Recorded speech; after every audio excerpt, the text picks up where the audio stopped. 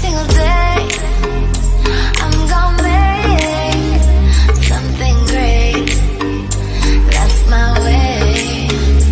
Every single day I'm gonna make something great. That's my way.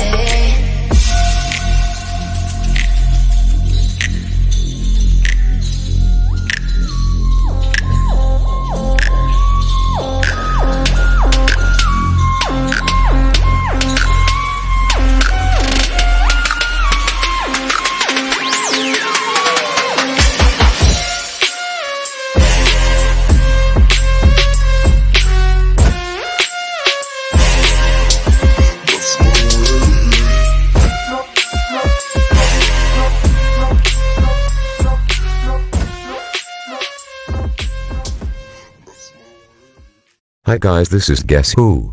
Today we have an important thing to learn about, but before that we have a question for you. Who is the smartest person in the world? Take 10 seconds to answer. 1, 2, 3, 4, 5, 6, 7, 8, 9 and 10. Do you know the answer? Write in the comment, we will let you know if you get it or not. The answer is Albert Einstein. Einstein never took an IQ test, so we will never know.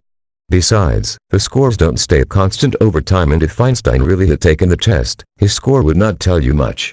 For example, if someone took an IQ test in the 1930s and got a score of, say, 115, that would mean he was more intelligent than 2/3, one standard deviation, of the other people who also took the test in the 1930s.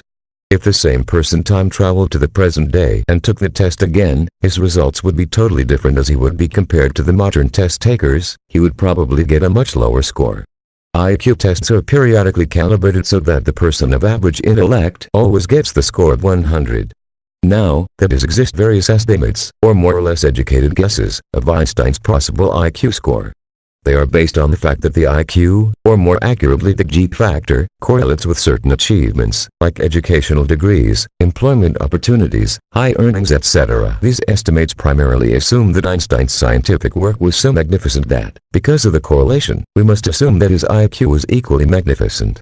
However, while it might be easy to determine that painting a house requires little intelligence, keeping a balance sheet for the family company requires adequate intelligence, and writing a research paper on Cayley-Menger determinants and distance geometry problem requires high intelligence, it is difficult to say which is more tasking intelligence-wise, researching Cayley-Menger determinants or researching special relativity. Einstein's scientific work is assessed to be work of a total genius, partly because it had such a tremendous impact and several important applications for the society. However, if someone solved an obscure mathematical problem that would have been beyond Einstein's intellect, it would hardly be noticed by the media or even by the scientific community at large. No one would ask on the internet what was mad the mathematician's IQ. Besides, development of novel and notable scientific theories is really the sum of many different things. It is perfectly possible that Einstein had intellectual capacities just on par with most other academics, and he just happened to be in the right place at the right time. Several other important texts regarding the spacetime were published concurrently, by Hendrik Lorentz and Henry Poincare among others. The whole field of physics was moving towards the solution, but it happened to be Einstein who published the definitive work.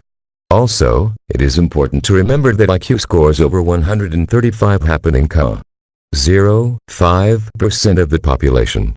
People who could score something like 150 are extremely rare.